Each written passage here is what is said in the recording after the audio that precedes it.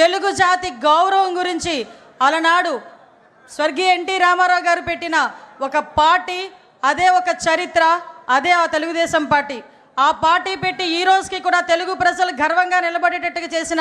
ఆ మహానుభావుడికి మనందరి తరపున ఘన నివాళులు అర్పిస్తూ ఈరోజు అదే తెలుగుదేశం పార్టీ ఆశయాలకు అనుగుణంగా ఒక తండ్రి స్థానంలో ఉండి ఎన్నో ఒడిదుడుకులు ఎదుర్కొన్నప్పటికీ కూడా, ఎన్నో అవమానాలు ఎదుర్కొన్నప్పటికీ కూడా, ఎంతోమంది ఎన్నో మాటలు అన్నప్పటికీ కూడా